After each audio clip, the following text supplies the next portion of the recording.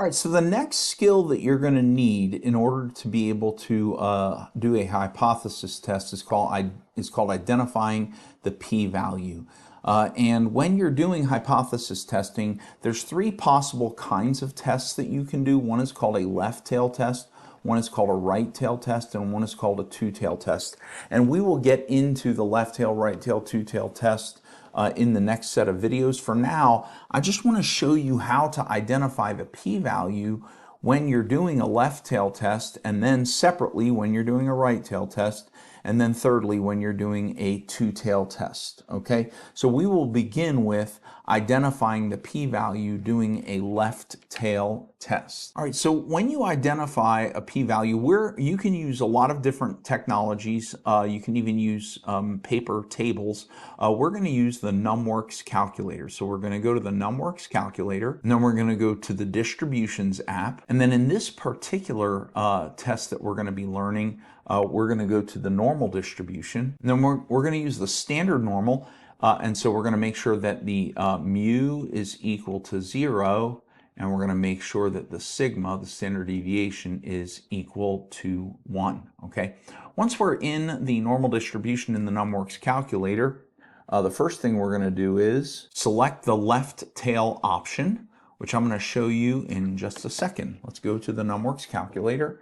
We're going to select the distributions. We're going to go down to the normal distribution. We're going to leave the mean as 0. We're going to leave the standard deviation as 1. Go to next. And then over here on the far left, we're going to hit the left arrow. And if we hit OK here, you can see that we have three options here. Where the left side is shaded in orange, that's the left tail option. Where the right side is shaded, that's the right tail option. And where the middle is shaded here, that's I sometimes call that the two-tail option, or the middle confidence interval option. Okay, we're going to select this top one here, the left tail option. That's the first thing we're going to do. And then we're going to move over to this middle box right here. And then what we're going to do is we're going to take that test statistic that we calculated in step 1, and we're going to take that test statistic, which we rounded out to 6 digits, and we're going to type that test statistic in the box where it says x is less than or equal to. So let's go ahead and look at that over here. You can see that box right here, and we would enter it in. Now for a left tail test, it's very likely to be a negative number. So suppose it's negative 1.254774. Okay, and then we'd hit enter, and so you can see we put our test statistic right here in this box. And then the last thing we're going to do is we're just going to look over in the far right box, and that's where the p-value is. So the p-value shows in the far right box. So in this example that we were just doing, if this was the test statistic and it was a left tail test, this number over here would be our p-value. So our p-value would be 0.10478. We usually go to 6 digits. The 4 is going to leave this 0 as a 0, so then it'd be 0.104780, but we don't need the last 0. Okay. All right, so let's do an example. All right, so for this example, you are going to have to open the NumWorks calculator app either on your phone, or if you have the physical NumWorks calculator, or you can open up in a web page the NumWorks calculator emulator. Okay, so it says, well, what is the p-value for a left tail test with test statistic negative 1.990432? Go ahead and pause this video and go look up that that p-value.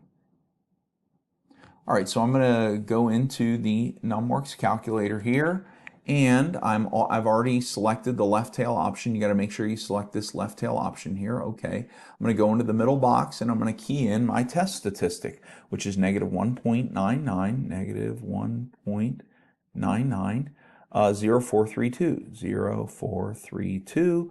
Execute, and this number over here, this is our p-value. It's 0.02327, and this 6 is going to turn this 1 into a 2. So 0.023272. So our p-value is going to be 0.023 272. Okay, and that's it. That's how we identify a p-value in a left tail test. Now let's see how we identify a p-value in a right tail test. All right, so we're still going to use the NumWorks calculator and go into distributions and normal, but for a right tail test, the first thing we're going to do is we're going to select the right tail option. So let's see what that looks like.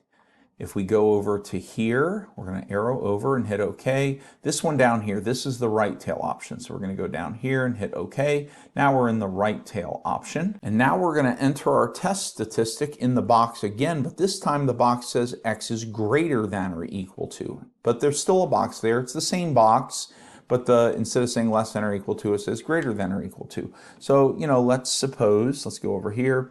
Let's suppose our test statistic was like 2.235. So 2.235. And for a right tail test, your test statistic is typically going to be a positive number. Okay. If we hit execute, okay, great. We put that in there. And now our last step is, once again, our p-value shows in the far right box. It's in the exact same place as with the left tail test. So if we go over to the NumWorks calculator, this number over here, this is our p-value, 0.01270, in this case 9, okay? All right, so let's do an example of a right tail test. All right, here's an example. What is the p-value for a right tail test with test statistic 1.133728? Go ahead and go into the NumWorks app and see if you can do a p-value for this right tail test. Okay, so I'm going to go in now and I'm going to key in. I'm already in the right tail over here, so I just need to put in 1.133, 1.133, and then 728. 728, hit execute, and our p-value is 0.128454. Okay. All right, now let's move on to the two-tail test. All right, so for a two-tail test, let's see how we're going to start off. The first thing we're going to do is we're going to select the right tail option. Now, I know you were probably thinking we were going to select that middle option, that two-tail test option, which you can. There is a way to do it that way. But any way you do the two-tail test, you're going to have to do some sort of manipulation to your numbers. And so I just decided to do the right tail option in my opinion, it's the easiest manipulation. All right, after you select the right tail option, you're going to enter the test statistic into that same box that you did with the right tail test where it says X is greater than or equal to.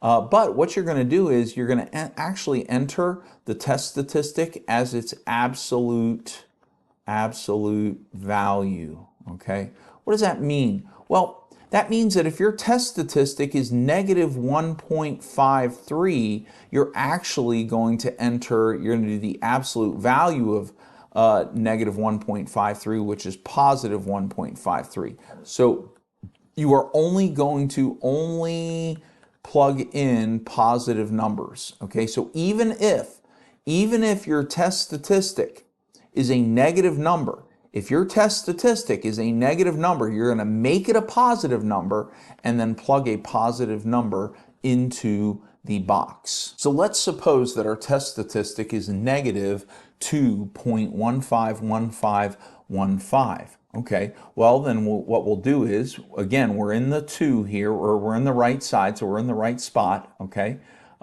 Just to show you, let's say that this is the left tail.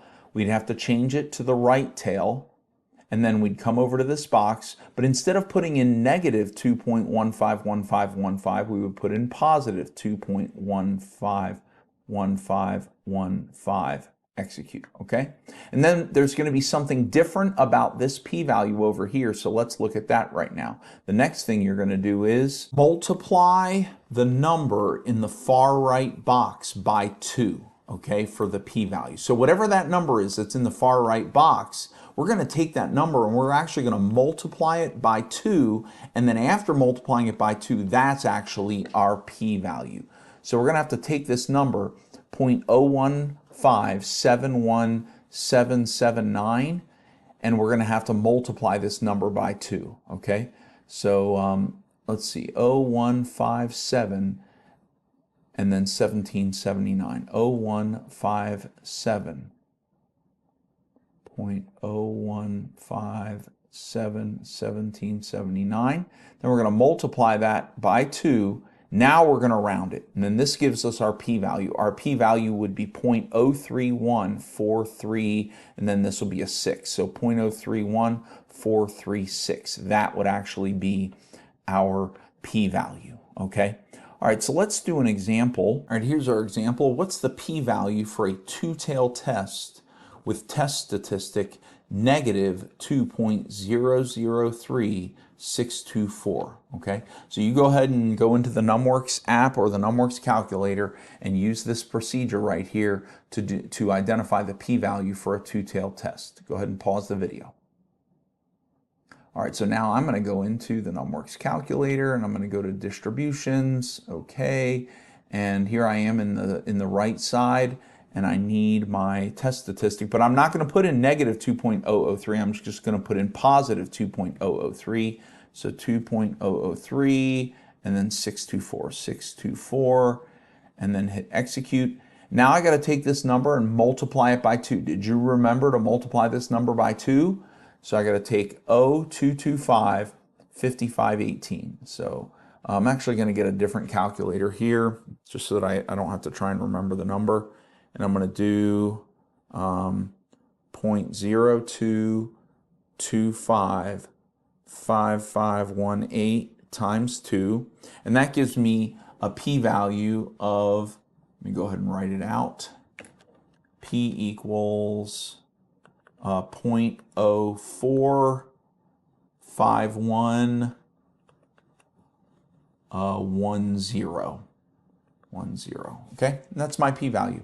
And that is how we identify the p-value in either a left tail test or a right tail test or a two tail test.